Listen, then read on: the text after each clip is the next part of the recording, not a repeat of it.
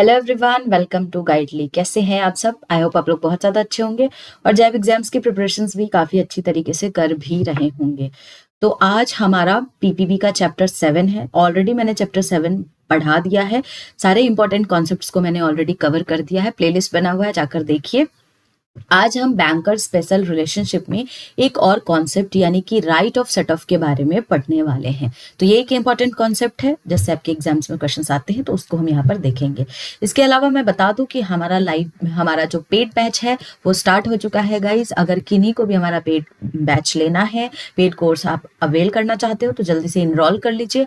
आपको लास्ट में मैं एक नंबर प्रोवाइड करूंगी, उस नंबर पे आप कॉल करके हमारे पेड बैच को भी ज्वाइन कर सकते हो। ठीक है, तो चलिए स्टार्ट करते हैं। तो सबसे पहले हम समझते हैं कि राइट ऑफ सेट ऑफ होता क्या है। तो सिंपल लैंग्वेज, सिंपल भाषा में मैं आपको यहाँ पर समझाऊंगी।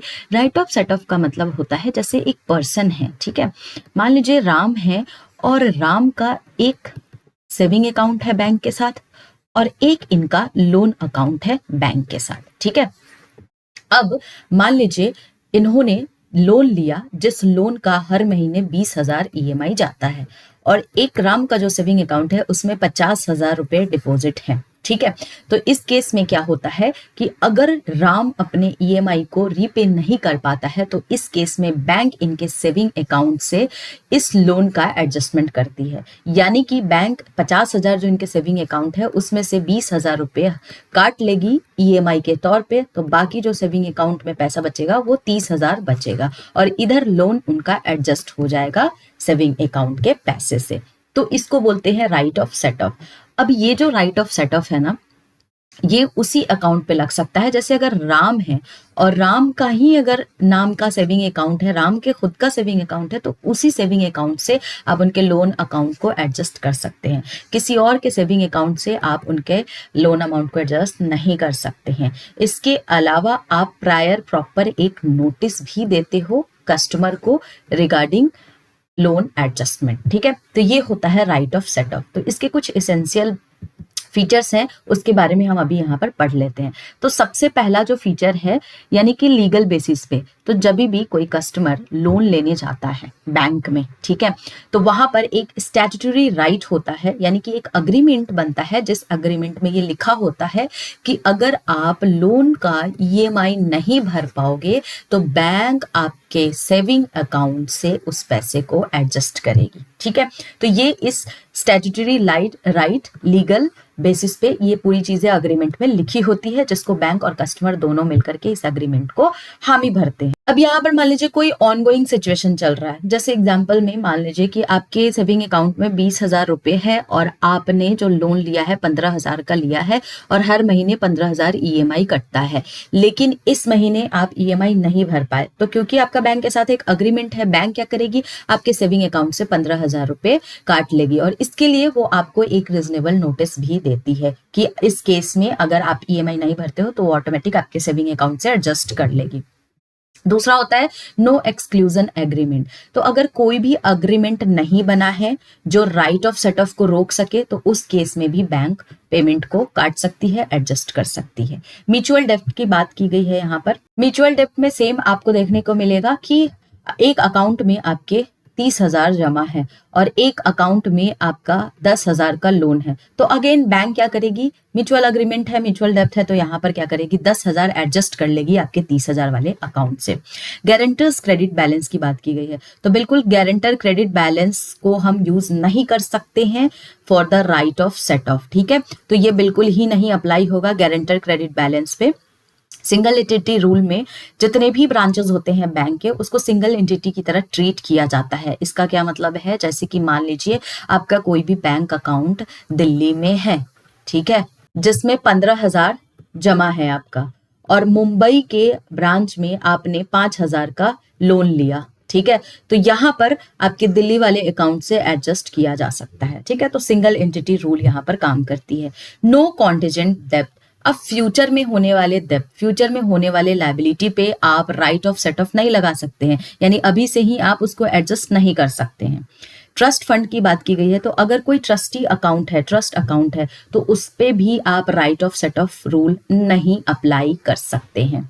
डिजीज कस्टमर अकाउंट, यानी किसी का डिमाइस हो गया है। अब जैसे यहाँ पर देखिए राम है, राम के फादर का डिमाइस हो गया है और राम का लोन चल रहा है, तो ऐसा नहीं हो सकता है कि राम के फादर का जो अकाउंट है उससे हम राम के लोन को एडजस्ट करें, ऐसा नहीं हो सकता है। ठीक है, तो यहाँ पर यही बोला जा रहा है। इसके बाद हम बात करेंगे automatic right of set of.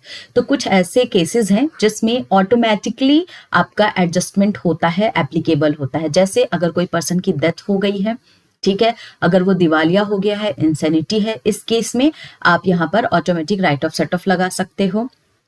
उसके अलावा अगर कोई गार्निश ऑर्डर गवर्नमेंट की तरफ से, कोर्ट की तरफ से आ रखा है, तो उस केस में भी राइट ऑफ सेट ऑफ लगाया जा सकता है। ठीक है, विदाउट नोटिस इसको ऑटोमेटिकली एडजस्ट किया जा सकता है। इसके बाद आता है प्रोप्राइटर अकाउंट।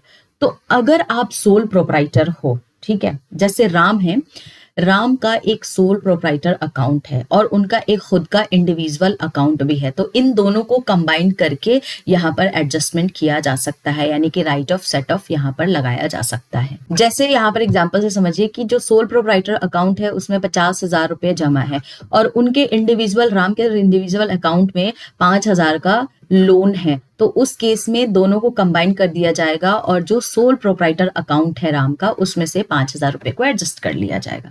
इसके बाद बात करते हैं कस्टमर्स के लिमिटेशंस की। तो यहाँ पर कस्टमर्स नहीं अपील कर सकते हैं ब्रांच में कि वो कंबाइन कर they different across different bank के जो ब्रांचेस के उनके अकाउंट्स हैं उनको कंबाइन करने के लिए कस्टमर्स बिल्कुल भी नहीं बोल सकते बैंक को। ठीक है, तो ये कस्टमर की लिमिटेशन होती है। तो अलग अलग ब्रांच के अकाउंट को आप एडजस्टमेंट के लिए बैंक से नहीं बोल सकते हैं। अवेलेबल क्रेडिट बैलेंस, तो जो भी आपके सेविंग अकाउंट में क्रेडिट बैलेंस होती है उसी पे राइट ऑफ सेट ऑफ लगता है। ठीक है, यानी कि जो आपकी जमा अकाउंट होगी, जमा पैसे होंगे, उसी पर सेट ऑफ अप्लाई किया जाता है। ठीक है, तो ये कुछ एसेंशियल फीचर्स थे जो मैंने आपको बता दिया है। इससे रिलेटेड क्वेश्चंस कर लेते हैं। तो पहला क्वेश्चन है, right to appropriate the debit balance in one account with the credit balance in the another account of the same customer by banks is called garnish, set off, lien या rating. अभी just मैंने आपको बताया, इसको हम बोलते हैं set of. ठीक है, तो करेक्ट आंसर क्या होगा? Option number B. Next question, what is the primary purpose of write of set off for the bank? क्या पर्पस होता है? To provide additional credit to the customer, to adjust the debit balance in one account with the credit balance in another account, to ensure compliance with statutory obligations, to increase the profitability of the bank. तो correct answer क्या होगा? To adjust the debit balance in one account with the credit balance in the another account. Option B is the correct answer. Next question पे चलते हैं। A bank must serve a reasonable notice to the customer before exercising the right of set off in which situation? For contingent debt, during an ongoing situation, in case of death or insolvency of the customer, and when the bank's branches are involved. तो क्या होगा इसका correct answer? तो इसका correct answer है during an ongoing situation. मैंने अभी just आपको एग्जाम्पल भी दिया था ऑनगोइंग सिचुएशन का, तो वो इसका करेक्ट आंसर होगा। नेक्स्ट क्वेश्चन पे चलते हैं। Which of the following accounts can not be combined under the right of set of? Sole proprietor account and individual account, guarantors credit account and the borrowers due before determination of guarantee amount, and customer accounts across different branches. Both B and C. तो both B and C is the correct answer. Option D होगा, क्योंकि हम sole proprietor account and individual account को यहाँ पर combine कर देते हैं राइट ऑफ सेट ऑफ के लिए, बाकी कोई भी अकाउंट को कंबाइन नहीं किया जाता है। Next question, when does the automatic right of set off arise? कब होता है? When the bank notices a trust account, when the customer provides prior consent, upon death, insanity और insolvency of the customer, upon the opening of the multiple accounts by the customer. तो C इसका correct answer होगा। अभी just मैंने आपको बताया था upon death, insanity और इंसॉल्वेंसी और इवन गार्निश ऑर्डर। ठीक है, तो करेक्ट आंसर होगा ऑप्शन नंबर सी। तो ये आपके कुछ इंपॉर्टेंट पॉइंट्स थे, कुछ इंपॉर्टेंट क्वेश्चंस थे जो मैंने आपको दिखा दिए हैं गाइस। कोई भी डाउट होता है आप लोग प्लीज कमेंट सेक्शंस में मुझसे पूछ सकते हैं।